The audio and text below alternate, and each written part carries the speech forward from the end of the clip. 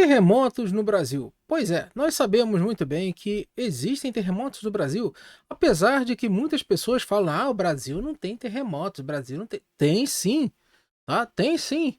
E só que esses terremotos, na verdade, vamos dizer assim, que eles são tremores, né? Porque terremotos é quando causa algum dano, né? Mas podemos chamar de terremoto, não tem problema não.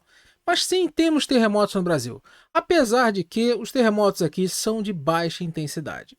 Por quê? Porque justamente nós estamos no aquele uma zona estável, lá no interior de uma placa tectônica. E justamente, mas isso não faz com que nós não tenhamos terremotos. Nós temos terremotos sim. Claro que não de origem, né, aqueles terremotos mais de uma subducção de placas, de uma também daquela parte onde a placa ela se afasta, né, justamente lá na dorsal mesoatlântica, mas sim, nós temos terremotos. Então é isso que eu vou falar com vocês rapidamente, porque, ó, tiveram uns terremotos aí ó, há pouco tempo e as pessoas ficaram assustadas, né, falando que sentiu tremer, sentiu isso, sentiu aquilo, e vamos falar sobre isso. Então, larga o dedo no like e vem comigo. Tá aqui, ó. Aqui é o Centro de Sismologia da USP, né, onde que é um local que consegue, né, medir vários e vários terremotos. Então nós tivemos aqui no dia 27, né, alguns terremotos lá em Frutal, Minas Gerais, né, Bahia, Bagé, né, Congonhas também, é, Palaf Continental na Bahia, Matias de Cardoso, Minas Gerais, ou seja, vários locais também em São Paulo. Frutal, ó, Frutal tava bombando, né, de terremotos. Tiveram vários, ó. Tiveram vários lá em Frutal, justamente pessoas que sentiram, né? Esse de 4.0 aqui também, ó, que foi no dia 18 de junho, né? Esse aqui deve ter realmente sacudido um pouquinho as coisas lá. Mas só que esses terremotos aqui, eles não são terremotos também de grande profundidade, não são terremotos que são extremamente fortes, tá? Justamente aqui, ó, nós conseguimos ver, né, várias situações. Onde que terremotos aqui no Brasil pode acontecer pelo país todo, tá? E aqui, ó, aqui nós temos a dorsal mesoatlântica, né, onde que separa o Brasil da África, onde tem aquele local que separa o Brasil da África. E aqui nós temos o que? A zona de subducção, onde a placa de Nazca ela vem entrando por debaixo da placa sul-americana, onde fez o sorregimento lá do deserto do Atacama, tá? Esse sorregimento do deserto do Atacama, e que tem evidências geológicas disso lá, como várias rochas que só se formam justamente, né, se formaram depois disso, né, como por exemplo a gipsita. E aqui nós temos justamente essa elevação. Você tem essa entrada aqui, tem terremoto para dar com pau, tem também bastante vulcões, tem vulcões até extintos, né, justamente que mostra que essa atividade de entrada, né, ela já é aqui houve um sorregimento, tá? Por quê? Porque simplesmente aumentou o tamanho dessa placa aqui que parte, né, do solo oceânico, ele foi levantado, tá? Então nós temos essas evidências mostrando isso. E aqui no Brasil, então, por que que nós temos terremotos, já que a placa se encontra nessa área aqui da subducção e aqui nós temos a dorsal, onde tem a área de separação. Então, por que que nós temos essa cacetada de terremotos no Brasil? E por que que eles são de pequena intensidade?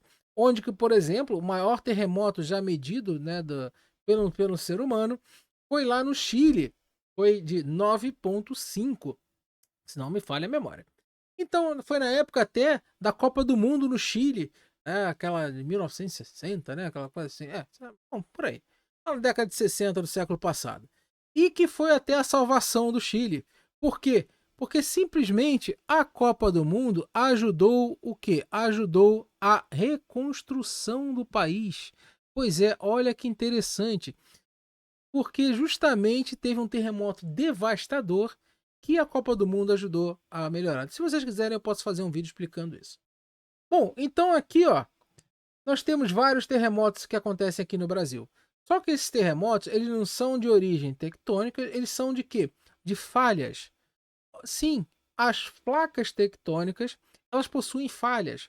E são aquelas, vamos dizer, pequenas rachaduras, né, que acontecem justamente pela pressão. Onde que aqui nós temos, né, justamente pelo lado do Atlântico. empurra, né, empurra a placa, e aqui nós temos o quê? Também uma outra que empurra, levanta, onde que dobra os Andes, se dobra os Andes aqui por dentro forma, né, uma bacia, então dobra de um lado e, né, curva do outro. E isso aí faz com que? Faz com que a própria rocha, que existe uma certa elasticidade em todo o material, tá?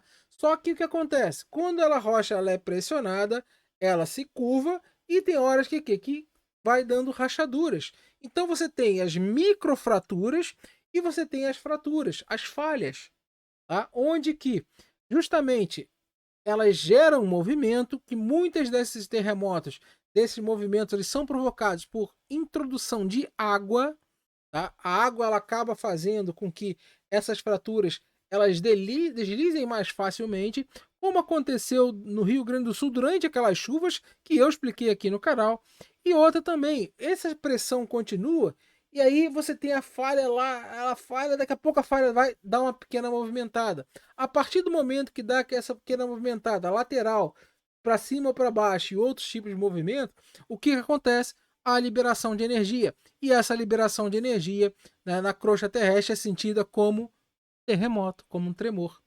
Tá? Então, normalmente esses terremotos aqui no Brasil, eles são de baixa profundidade, tá? Onde aqui ó, de 2 quilômetros, esse daqui provavelmente não chegou nem a 1 quilômetro de profundidade. E são o quê? E são de magnitude baixas. Apesar de que, por serem de magnitude baixas, por exemplo, um terremoto de 3,2, ele dificilmente é sentido se for profundo. Mas como é um terremoto, né, provocado numa superfície mais superficial, a energia que ela é dissipada ali, ela vai chegar com maior intensidade. Sabe por quê? Porque o terremoto é pouco profundo. Então, vai dar sim um tremorzinho, vai dar uma mexidinha, mas nada que vai fazer com que, principalmente, né, as construções, né, acabem tendo problema. De 5 para cima, até pode ter com profundidade baixas.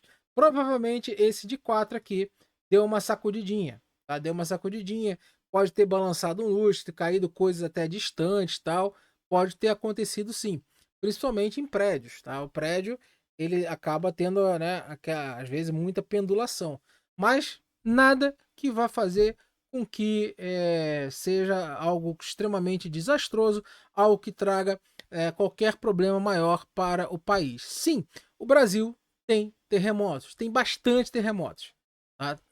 Acabei de mostrar para vocês aqui os dados.